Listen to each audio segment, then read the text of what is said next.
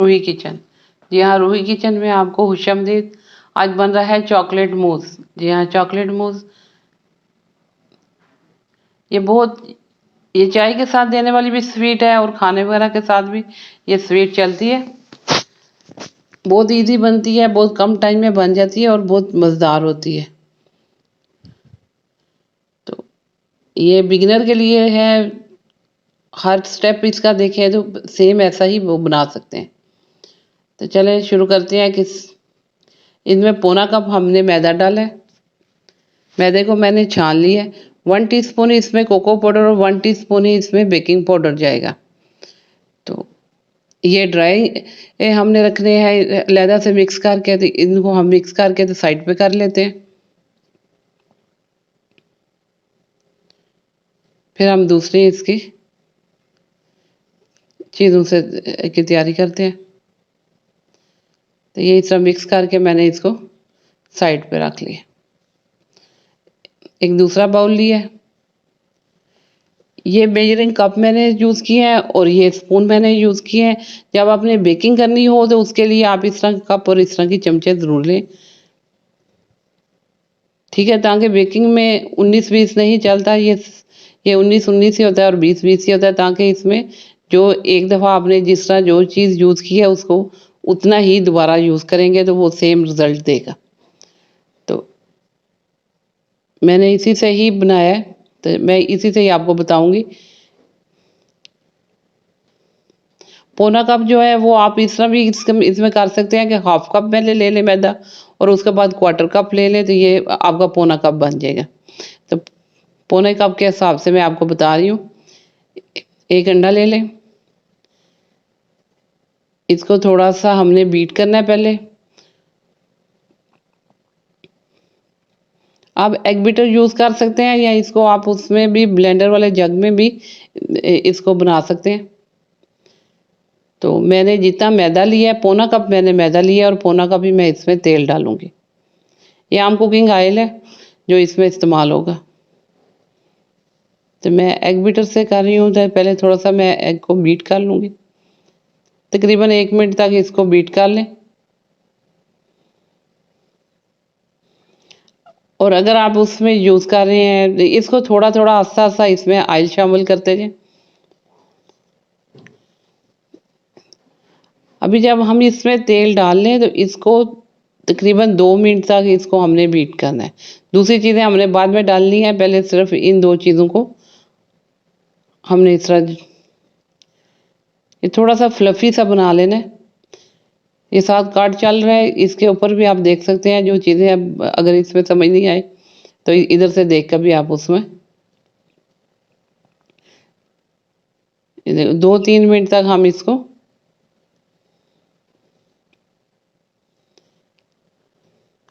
अभी इसके बाद हम इसमें डालेंगे वनीला एसेंस। इसके पास चंद कतरे ही इसमें डालने हैं। ये बहुत थोड़ी मकदार में मैं आपको बता रही हूँ, इसलिए कि जो बिगनर है वो जब बनाएंगे तो वो एक अंडे से इसके मैं आपको सारी इसकी फरमाइश बता रही हूँ, तो उसी को वो बनाएंगे तो फिर इसमें ख़राब होने का चांस कम होता है। जब आपका ये ठीक बन जाए तो फिर आप इसी को ही डबल और उससे ज़्यादा भी करके इसी मकदार के हिसाब से बना सकते हैं। तो इस तरह इसको वनीला एसेंस डाल के भी थोड़ा सा बीट करें।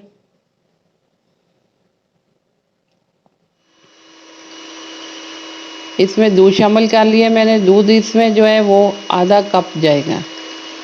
जी हाँ, कप मैंने यही इस्तेमाल किए हैं जो मेजरिंग कप है। इसको ही मैंने हाफ कप इसमें मैंने दूध ऐड कर लिया। अब भी चीनी है, चीनी जो है ना उसको भी मैंने आधा कप लिया हुआ है, लेकिन आधा कप लेके उसको मैंने पीस लिया। तो इस तरह आप भी पीस के रखें ताकि दानेदार होगी तो वो इसमें सही तरह से डिज़ोल्व नहीं होगी। थोड़ी थोड़ी चीनी इसमें 2-2 चम्मच डाल के इसको बीट करते जाएं। एकदम डालेंगे तो ये इसमें लम्स बन जाएंगे, वो फिर ख़त्म करने मुश्किल हो जाते हैं। तो इस तरह 2-2 चम्मच इसमें डाल के मैं थोड़ा थोड़ा डाल के मिक्स करती जा रही हूँ। ये बहुत कम टाइम में आप बहुत अच्छी तरह से इसको बना सकते हैं। चाय के साथ चाय बनानी हो उससे थोड़ी देर पहले इसकी तैयारी करें, इसको रख दें और साथ दूसरी चीज़ें तैयार करें, इतनी देर में ये तैयार हो जाएगा।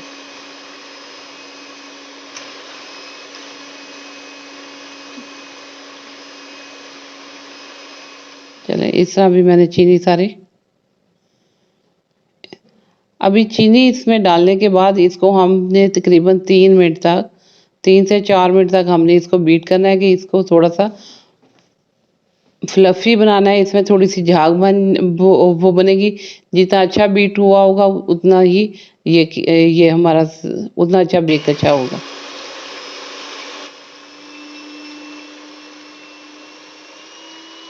तकरीबन 3 मिनट तक मैं इसको करूँगी। 3-4 मिनट के लिए इसको बेक करेंगे। ये 2-3 स्टेप में जाके ये बनता है, तो इसलिए हमें पहले जो केक इसका बनाना है उसकी तैयारी कर रहे हैं। फिर इसके बाद मैं आपको इसका कस्टर्ड बनाना बताऊँगी और फिर उसके बाद इसको हम बर्तन उसके बाउल के अंदर जिस तरह असेंबल करेंगे वो मैं आपको बताऊँगी ये किस तरह होता है। ये देखें इसकी थोड़ी-थोड़ी झाग बनना शुरू होगी। इस तरह ये जब झाग बने तो इसको, अभी जो मैदा हमने पौना कप लिया हुआ है उसमें हमने 1 टीस्पून हमने कोको पाउडर और 1 टीस्पून ही बेकिंग पाउडर, इसमें बेकिंग सोडा इस्तेमाल नहीं होगा, बेकिंग पाउडर इस्तेमाल होगा। तो अभी उसी के अंदर हमने ये थोड़ा-थोड़ा करके इस मिक्सचर को डाल लेना है। चम्मच के साथ भी इसको फोल्ड कर सकते हैं, साथ-साथ डालते जाएँ और चम्मच के साथ इसको फोल्ड करते जाएँ और चम्मच को एक ही डायरेक्शन में चलाना है। इस तरह थोड़ा-थोड़ा डालते जाएँ और इसको इस तरह मिक्स कर लें।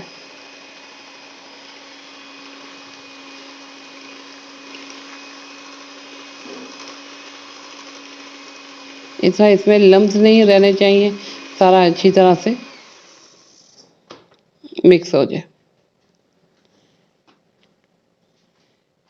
मैंने पैन को प्री हीट करने के लिए रख दिया जिसके अंदर मैंने बेक करना है। मैंने ओवन में बेक नहीं करना, मैंने इसको कढ़ाई के अंदर रख के बेक करना है।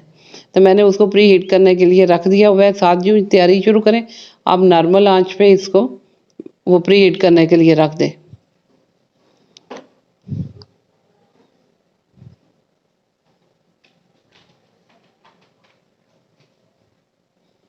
चलिए ये अभी हमारा तैयार हो गया।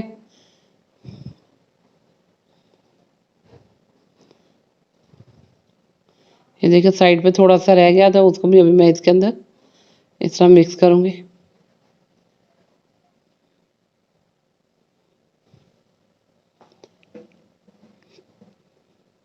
ये बच्चे क्या बड़े क्या सबको बहुत पसंद आती है, तो इसलिए इसको जो है ना ज़रूर ट्राई करें और मुझे इसका फीडबैक भी ज़रूर दें कि ये कैसी बनी आपकी। चलिए ये हमारा रेडी हो गया, इसको हम साइड पे रखते हैं।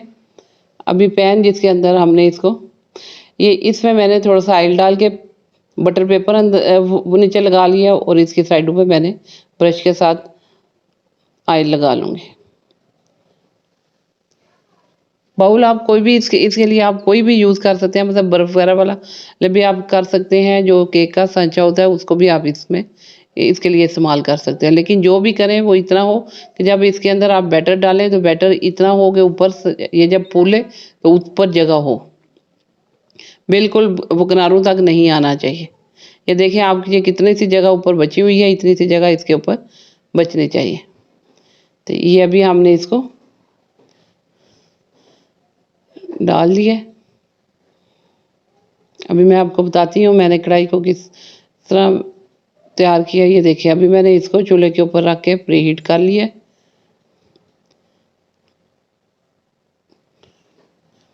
इसके अंदर मैंने स्टैंड रखा हुआ है। ये देखिए ये इस तरह करके स्टैंड आप प्री हीट करने से पहले ही रख दें इसके अंदर, ताकि वो भी साथ गर्म हो जाए।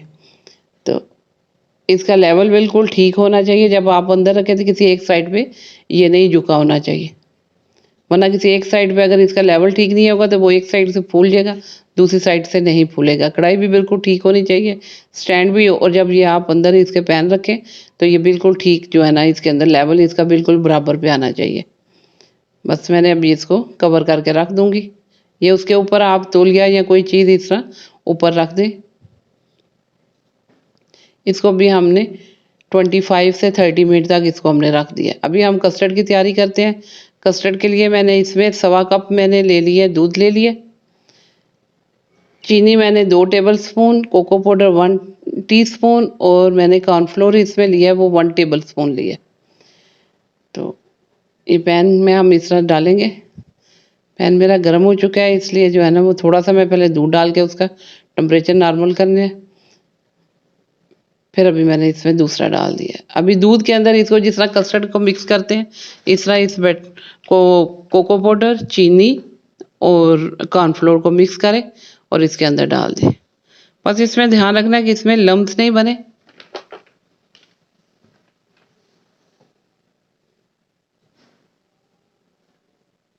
ऐसा सारा इसके अंदर डाल के चम्मच तब तक इसमें चलाना है जब तक ये बबल बॉयल ना हो जाए।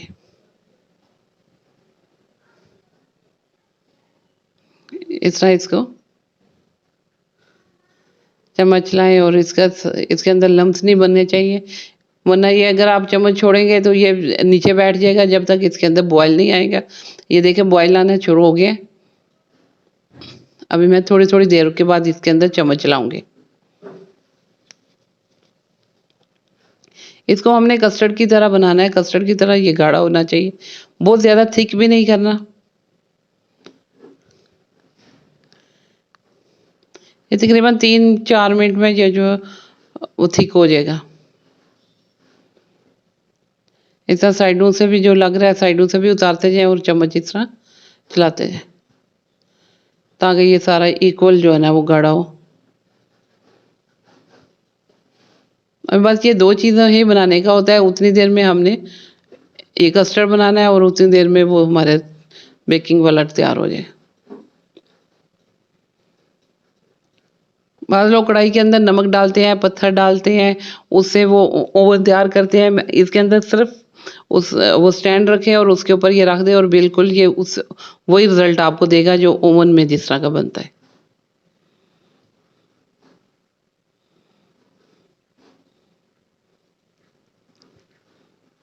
ये लें इस तरह जो है ना। अब इसका हर स्टेप फॉलो करेंगे तो बिल्कुल ऐसा ही बनेगा।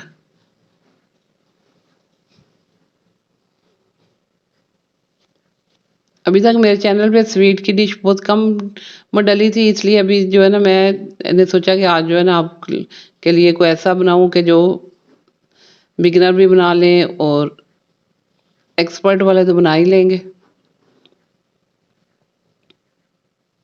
ये देखिए इस तरह इतना सा गाढ़ा बन जाना चाहिए। अभी हम चूल्हा इसकी आंच बंद कर देंगे और इसको थोड़ा सा ठंडा होने के लिए रखेंगे। रूम टेम्परेचर पे ये जो है ना ठंडा हो जाए।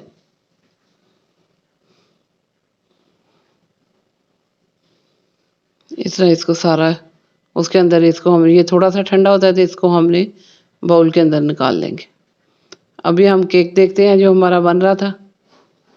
तो तकरीबन 30 मिनट हो गया। 30 मिनट के बाद मैंने चेक कर रही हूँ तो ये बिल्कुल ठीक बन गया। ये देखें ये फूला भी ठीक है और इसका कलर भी बहुत अच्छा बना है। इस तरह इसको इतिहास से निकाल के साइड पे रख लें। ये देखें ये हमने अभी सारी चीज़ें तैयार कर ली हैं। अभी मैं आपको बताऊंगी कि इसको हमने पैन के अंदर कैसे लगाना है। ये मैं अभी थोड़ा सा गर्म को ही ये कर रही हूँ, आप थोड़ा सा इसको ठंडा करके करें। ये देखिए ये कितना अच्छा नरम था। इसमें केक जो बनेगा वो थोड़ा सा नरम ही इस तरह का ही बनाना है, वो बिल्कुल ड्राई वाला केक नहीं बनेगा। ये चॉकलेट मूस के लिए इसको थोड़ा सा इसी तरह नरम वाला केक ही बनाना है। इसकी रेसिपी थोड़ी सी ब्राउनी की तरह की है।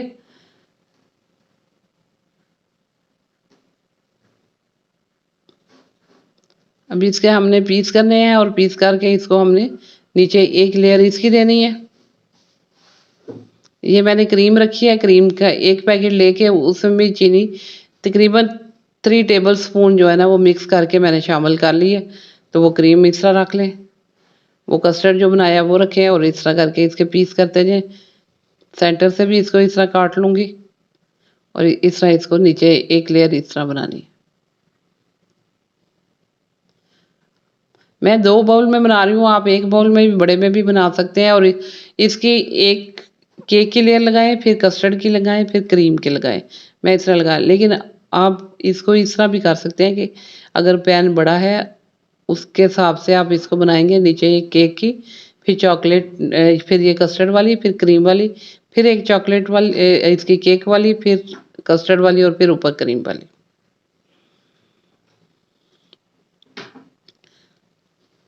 इस तरह करके इसके पीस करके आप नीचे पूरा इसका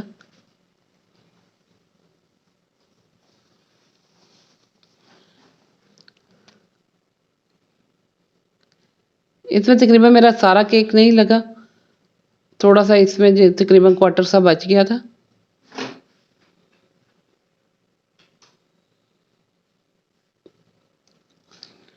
आप ये इस तरह ट्राई करें, फिर आप सेम ये रिजल्ट जब आपका आ जाए, उसके बाद आप इसकी क्वांटिटी ज़्यादा कर सकते हैं। मतलब इसी को ही फिर आप डबल कर लें। मैंने पौना कप लिया, आप 1.5 कप ले लें और अगर उससे भी बड़ा बनाना है तो आप 3 कप मैदा भी लेके फिर उसी हिसाब से दूसरी चीज़ें भी ज़्यादा करते जाएँ।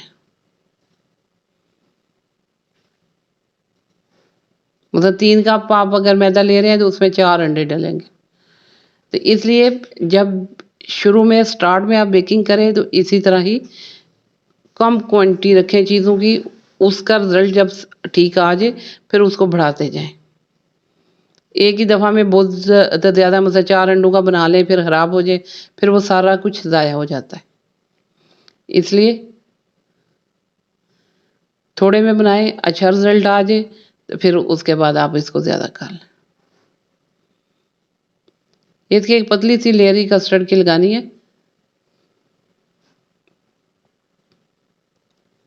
देखिए कितना यम्मी सा चॉकलेटी सा।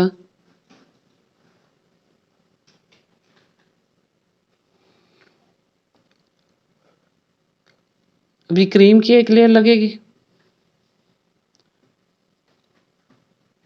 क्रीम आपको पसंद है तो इसकी थिक लेयर भी लगा सकते हैं ज़्यादा भी।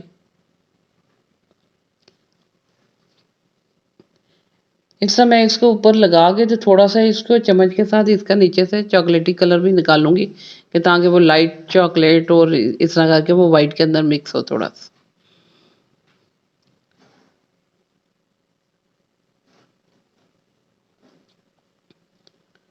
बच्चे क्या बड़े क्या ये स्वीट इंशाल्लाह बहुत अच्छी बनेगी और बहुत पसंद करेंगे।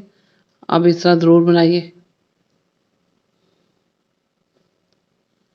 मेरे चैनल को सब्सक्राइब करें, लाइक करें, अपने फ्रेंड के साथ शेयर करें और कमेंट्स में मुझे बताएँ कि बनाई है तो कैसी लगी है। ये इस तरह करके थोड़ा-सा मैं नीचे से इसका चॉकलेटी कलर भी निकालूँगी। इसमें आप नट्स भी यूज़ कर सकते हैं, ऊपर ऊपर इसके नट्स भी लगा सकते हैं। लेकिन मैं नहीं लगाऊँगी ताकि ऑलरेडी ये वैसे ही इतना मज़ेदार बन रहा है, तो इसलिए मुझे ऊपर जो है ना वो मैं नट्स वगैरह नहीं लगाऊँगी, लेकिन आप अगर आपको पसंद हो तो आप इसके ऊपर नट्स वगैरह लगा सकते हैं। पिस्ता काट के इसके ऊपर लगा लें, बादाम वगैरह काट सकते हैं। तो ये देखिए कितना मज़ेदार चॉकलेट मूस बना है। सेम ऐसा ही रिज़ल्ट बनेगा, इसी को आप फ़ॉलो करते हुए इसको बनाएँ, तो ये सेम ऐसा ही बनेगा। ये देखिए।